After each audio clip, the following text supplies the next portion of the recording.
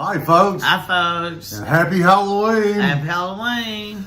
If you've been hanging out with us on this channel for a while, you probably know by now that between September and January, Tammy and I have a lot of fun. In fact, of our handful of playlists, 2 of them are about Halloween and Christmas by themselves. I think this time of year is that time of year where adults can get away with being childlike, or at least behaving like children. And speaking of kids, how many of you remember this product that was advertised during cartoons and in the back of comic books from a long time ago? Yep, it's the Shrunken Head Apple Sculpture Kit. Us monster kids of the 1970s loved Vincent Price, and his picture on this box was probably responsible for more sales than what was in the box. This craft was manufactured by Milton Bradley, the same folks that gave us Hungry Hungry Hippos and Twister. Quite the resemblance, huh, Tam?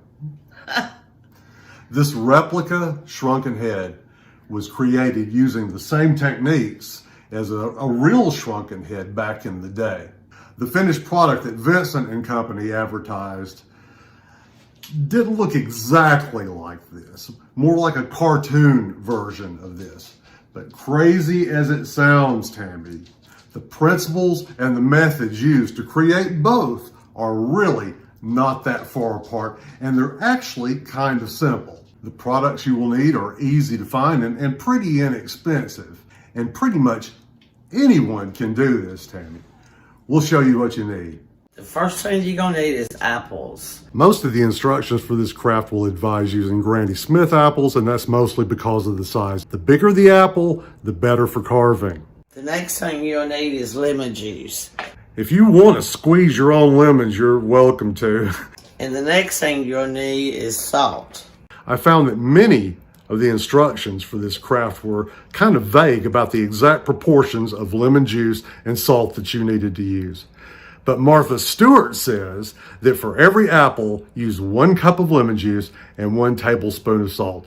And if Martha says it, Tammy, we're going to do it. You better do it. Yes. The next thing you'll need is an apple core, a peeler, and this is the same thing as a knife, and carving tools.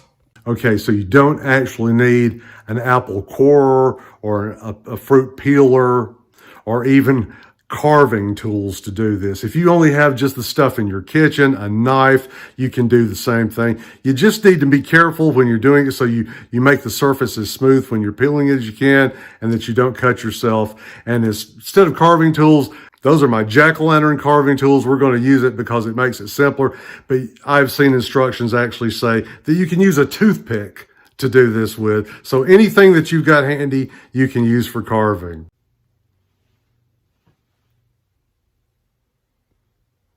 Now we're going to prepare our apples.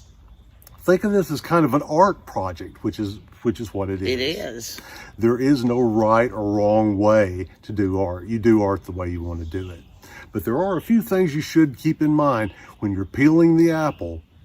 You want to keep it as smooth as the peeling as smooth as possible, because when it shrinks up, every imperfection, every divot in that apple is going to be amplified by the shrinking process. The same goes for when you're carving. You want everything to be big, because when it shrinks up, it's going to look a little different than it does when you carve it. To me, I'll start with the top and just peel from top to bottom. You can core your apples with whatever you have handy. We prefer to use a corer. These aren't very expensive, and you can use them on a variety of fruits and vegetables. Just take the core in the top, insert it, start pressing down and working your way down. It'll actually slide pretty easily. I like to twist it like a screwdriver in there.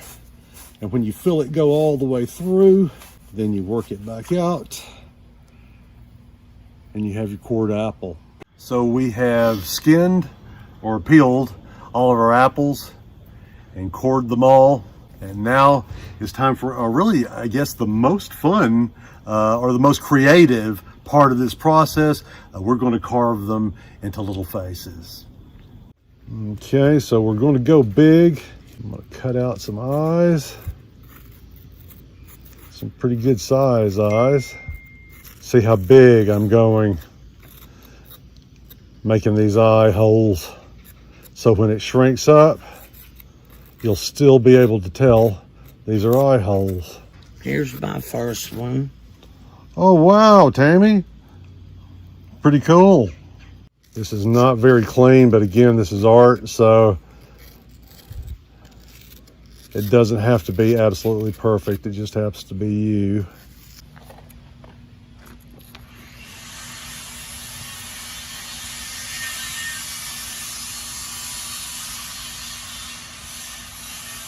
So here are our apples after Tammy and I carved them. Keep in mind, please, that neither she nor I are artists, but it doesn't have to be perfect. It just has to be you.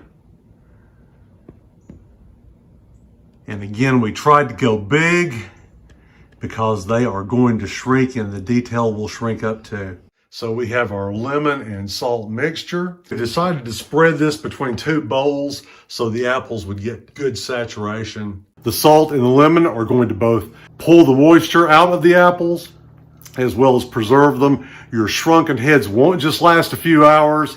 They may last days, even weeks. Now we have our apple shrunken heads.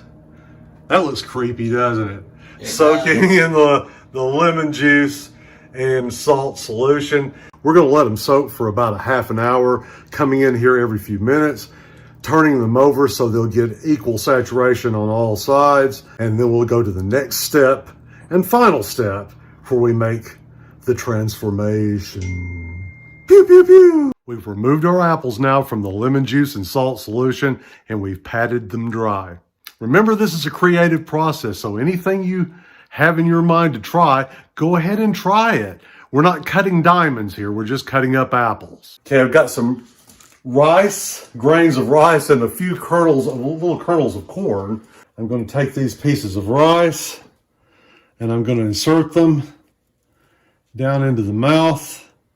We're going to cross them and make it look like when these apples dry out, like their mouths have been sewn shut. I played with a couple of these, and here you see I got my rice stitching. I put some corn kernels to accentuate the nose so it wouldn't shrivel up completely. I even put some in the eye holes, so hopefully they'll bulge a little bit.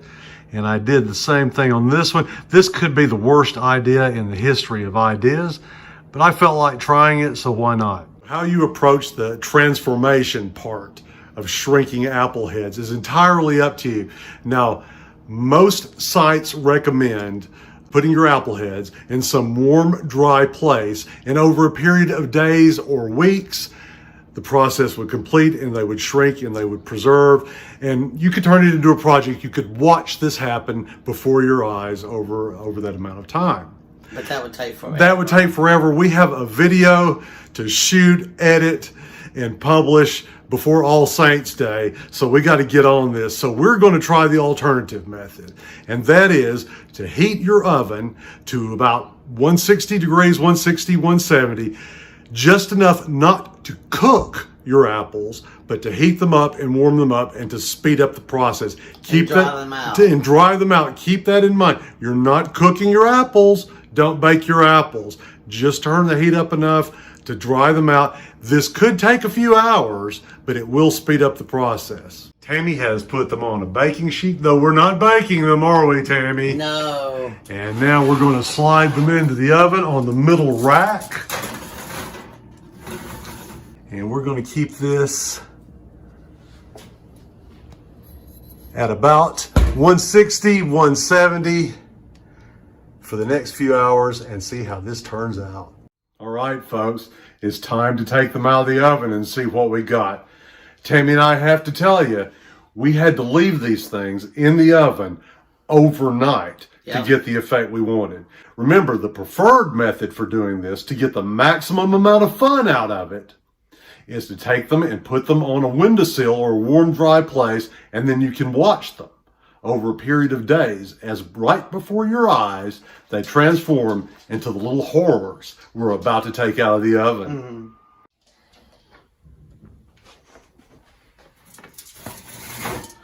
Ooh, spooky. Well, Tam, as far as our artistic representations of the human face are concerned, we met with varying degrees of success.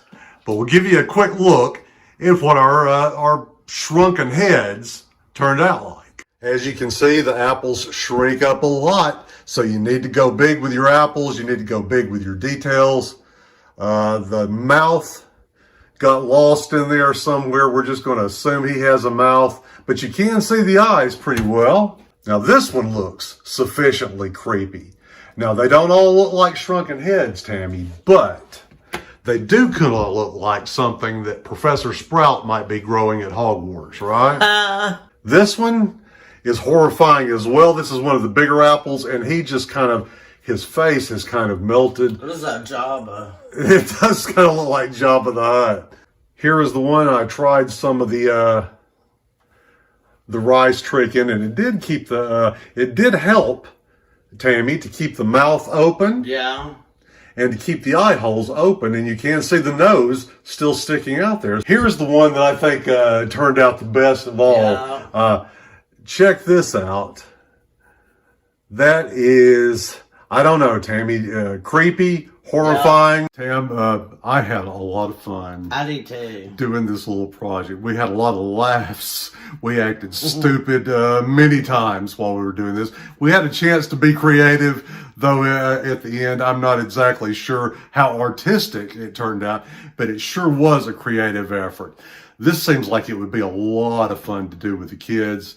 And if you sat them on a windowsill and could actually watch them transform over days, how fun would that be? Stick around for a little while after we say goodbye. We'll show a clip of what these look like when we've arranged them in a display, a Halloween display. We hope you've enjoyed hanging out with us this Halloween. So until the next time, happy Halloween!